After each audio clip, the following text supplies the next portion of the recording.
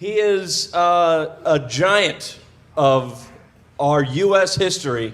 He is an incredible figure. Put your hands together for the incredible Frederick Douglass.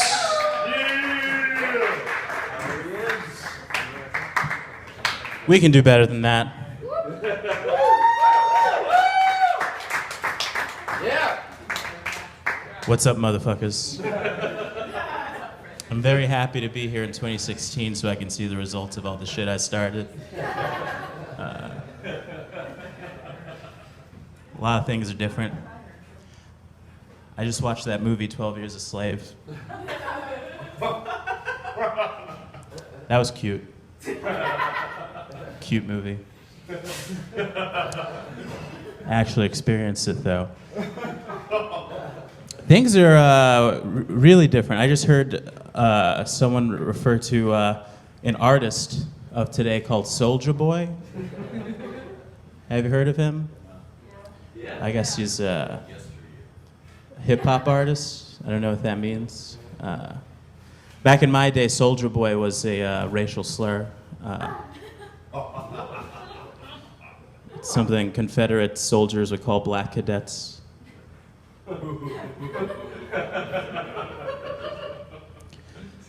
Just because you got a gun doesn't make you a man, Soulja Boy. You know what I mean? Things were way different back then. Yeah, hip-hop, I invented that.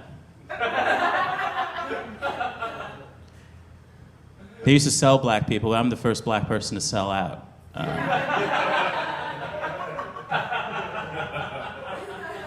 I used to have all 100 problems. My first wife was a black woman, but when she died, I married a white woman, and when she died, I married another white woman. A lot of people don't know that I, Frederick Douglass, not Tim Barnes, was a very powerful feminist, very strong feminist. Any feminists in the house? Nice, nice. Yeah, to put it in modern terms, you know, in my life, I upped my feminism from, you know, on the scale of Ellen DeGeneres to Rachel Maddow, I was Susan B. Anthony.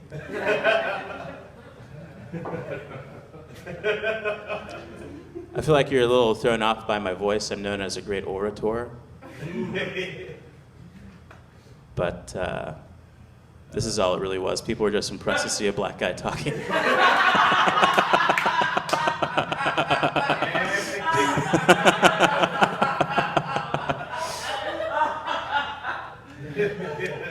Like I said, I married 2 white women in my life, and so at this point, most of my children are probably just white people. Some of them became pretty famous. You might know of Ronald Reagan, Wolf Blitzer, and Vin Diesel.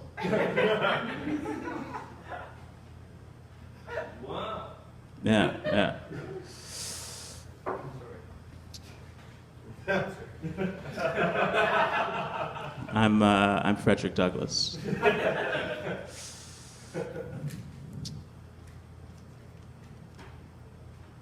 You want to know one of my famous quotes? Yeah. This is one that I often said when I spoke to Abe Lincoln. He often used me as his counsel, and I would walk into his office and say, "Where are the white women at?" I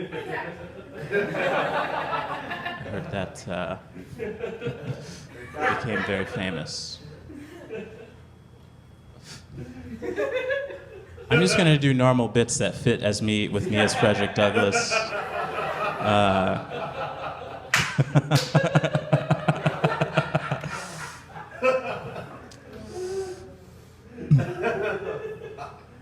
You know, when I escaped slavery, I tried to find ways to save up a lot of money. And one thing that worked then and still works today is I try to say as many sentences wherever I went that begin with the phrase "personally as a black man."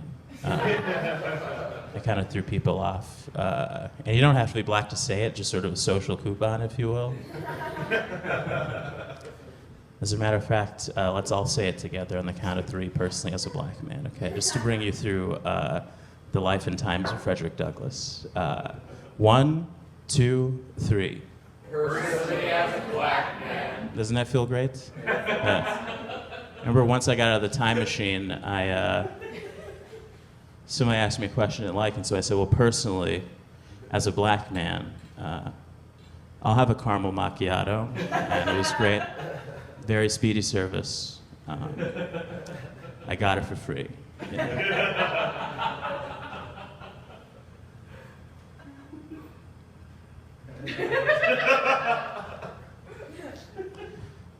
You know, personally, as a black man, this has always bothered me my whole life. I think it's unfair that white people, at this point in the world, I've done a little bit of research, get to say the N-word and get in trouble for it. And I can't, that's not fair. I think it's very white privilege of white people to be able to say the N-word and get in trouble for it. And this might sound crazy coming from Frederick Douglass, but I think white people should reclaim the N-word. I really do. I think of all the people who truly put a positive spin on that word, that would be nice.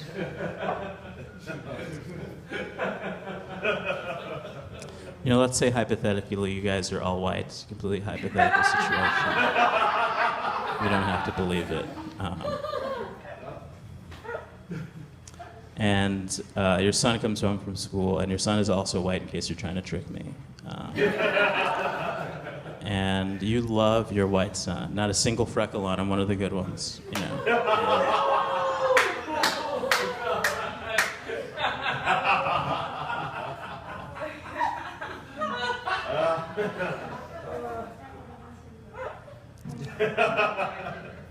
You get his report card, and this wave of joy washes over you, and you go, oh my God, you got straight A's, Billy. Like a real nigger, okay? And you said it with a hard R, and you meant it. If I were alive today, I think I would adopt children. I would adopt white children specifically, because I saw a lot of, I was walking around and I saw a lot of white people with black children, which I think is great. Even coming from my time period, I think that's wonderful. But I saw a few people that had what you call today child leashes on the black children, and that really freaked me out a little bit. I had some flashbacks, all right? But I think I would adopt white children, little white babies, and I give them unfortunate names so they never get the job interview,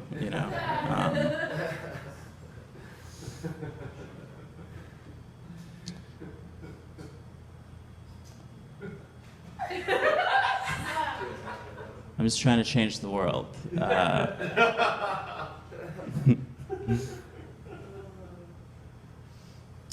Personally, as a black man, this is very fun right now. And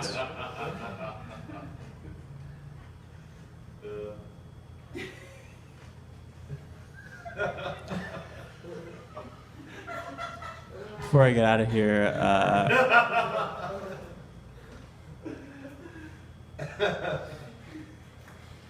I want to give you some advice.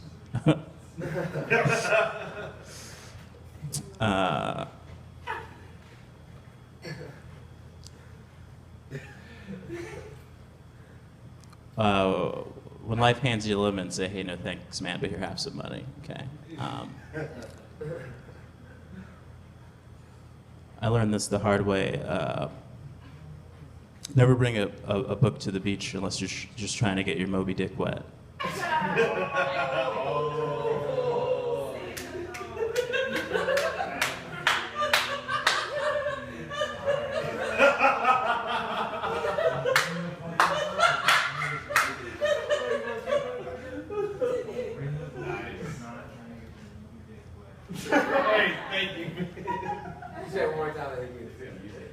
Never bring a book to the beach unless you're just trying to get your Moby Dick wet.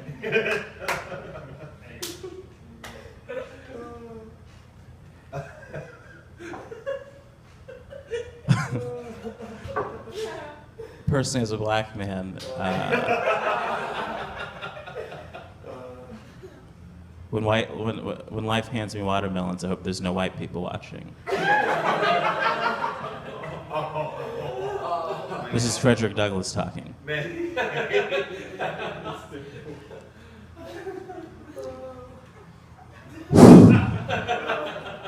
You know, I went through a lot. I went through a whole lot. At one point in my life, I was enslaved by a man named Freeland. That's crazy. But I want to let you know that I don't think all racism is bad. I spent a lot of time in the modern age, and I've noticed that, you know, whenever I go to a restaurant today, the servers, they ask me if I want hot sauce before I order anything. Yeah. The first time it happened, I was shocked. I didn't know what to do. So I said, well, personally as a black man, yes, I would love some hot sauce. Thank you very much.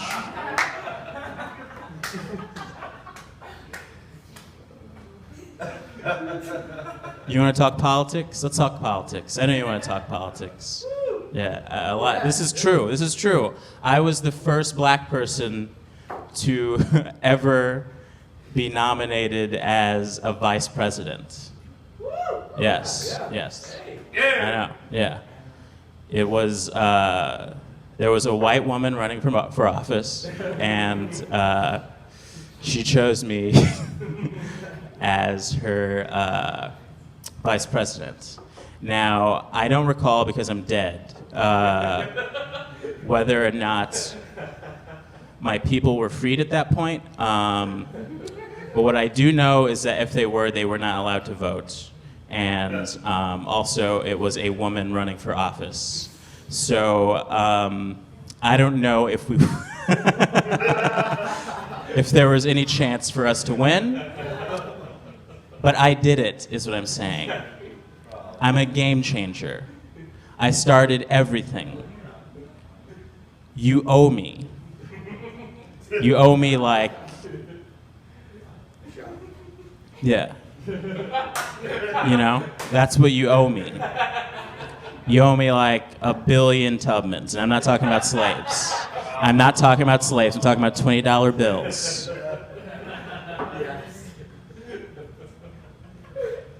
I'm Frederick Douglass. Did you think this wasn't going to be awkward? I am here to make you uncomfortable.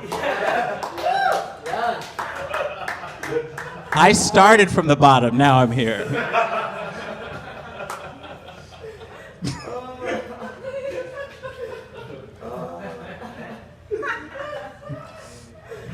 I don't know what to say, okay? I don't know what to say. At one point in my life, there was slavery, and then at another point, there wasn't. You know what I mean? It's fucking crazy. And people are telling me there's a black president now? There's a black president. I'll tell you something, a secret, okay? Barack Obama was not the first black president, okay? Ronald Reagan was. Like I said, he's technically a descendant of mine. But you have to understand why Reagan had to keep this a secret, right? Okay, because can you imagine how angry white people would be if they found out Ronald Reagan was black, first of all, okay? Now, can you imagine how angry black people would be if they found out Ronald Reagan was black, you know? Let that trickle down a little bit, okay? Can you imagine how confused Ronald Reagan would be if he found out Ronald Reagan was black, right? And can you imagine how absolutely thrilled Nancy Reagan would have been? All right, that's my time. I'm out of here.